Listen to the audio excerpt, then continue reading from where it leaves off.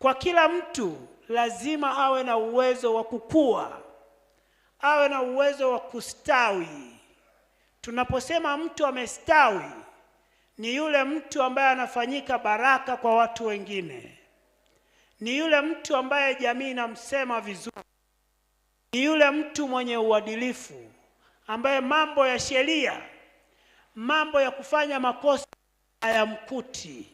Bwana Yesu asifiwe sana.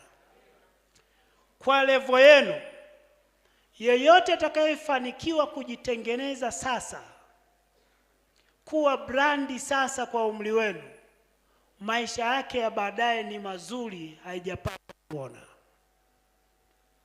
Kwa hiyo tunataka kwa eji yenu mjitengeneze. Mjitengeneze kwa maana ya kutengeneza upekee wako. Kati yenu mliopo hapa, naamini kabisa kila mtu anatamani kuwa mkuu. Kila mtu anatamani kuwa na hadhi. Kila mtu anatamani kuwa na maisha yenye maana. Bwana Yesu asifiwe sana.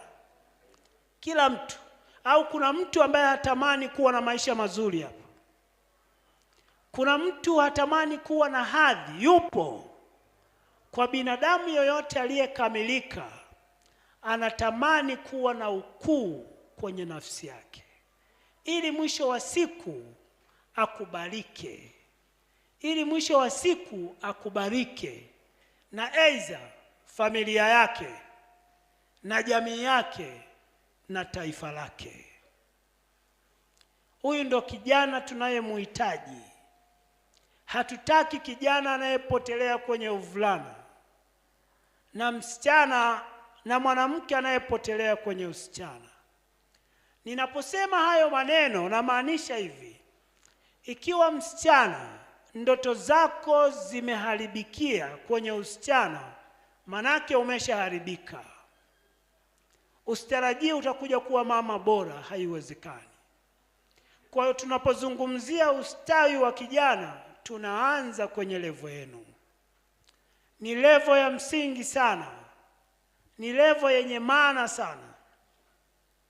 Na kuna wakati tunapokuwa na makongamano haya, kuna wakati tusifikirie mambo mengine. Jambo ni moja. Jambo ni katika utukufu wa Mungu. Jambo ni utukufu wa Mungu. Jambo ni moja tu. Kwa hiyo lazima wewe katika akili yako ujifikirie ni namna gani unaungamanishwa na msingi wa kimungu. Bwana Yesu asifiwe sana. Ni namna gani kama kijana, matamasha kama haya, makongamano kama haya yanakuunganisha na uwezo wa wewe kuwa na kweli ya Mungu. Mimi nawaambia, hicho ndo kitu namba moja. Kama kijana lazima ujue, unapaswa kukielewa. Sasa unakielewa katika misingi ipi? Msingi wa kwanza, sisi wote tuliopo humu ndani. Yaani unajua, unapozungumzia swala la Mungu au unapozungumzia Biblia, unazungumza swala la ufalme, swala la mfalme na swala la watoto wa kifalme. Bwana Yesu asifiwe sana. Yaani kwa maana nyingine, tuna mfalme katika himaya ya kifalme, alafu tuna raia wa kifalme. Raia wa kifalme ni sisi. Ni sisi wote humu ndani. Sasa ili uqualify kwenye kuwa raia wa kifalme, lazima ufuate kanuni za kifalme. Lazima ufuate maadili ya kifalme. Lazima ufuate neno la kifalme. Lazima uwe na tabia ya kifalme. Lazima uwe na utu wa kifalme. Hatutaki wewe ni mtoto wa kifalme, ni raia wa kifalme, lakini tabia zako sio za kifalme. Hauna utu wa kifalme, hauna uadilifu. Bwana Yesu asifiwe sana.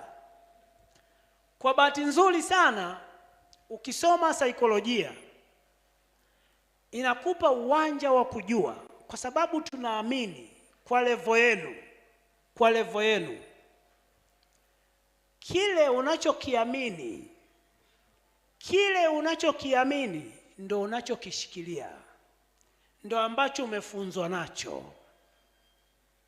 Kile unachokiamini manake una misingi na hicho. Lakini ukisha kiamini kitu kinakupa thamani, yani wewe unakipa